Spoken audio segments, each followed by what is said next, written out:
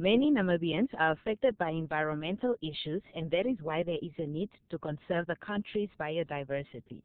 And Van Wyk says journalists are key stakeholders in creating public awareness on environmental issues.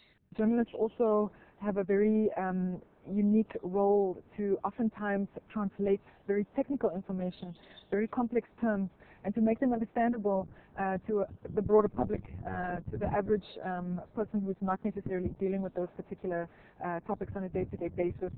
So we see journalists as very key role players when it comes to interpreting environmental data and information for the broader public.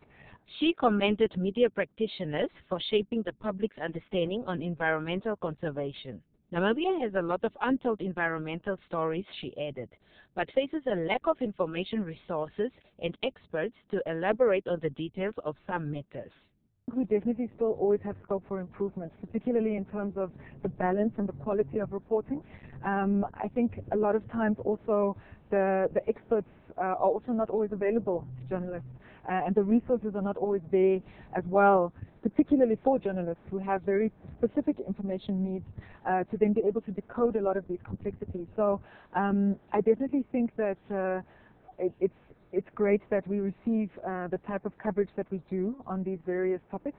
And we must also remember that environmental issues, they really span a lot of sectors: agriculture, tourism, fisheries, transport, all of which in some way or another have environmental dimensions to them. The one-day workshop was organized to assist journalists understand the operations of environmental impact assessment in Namibia.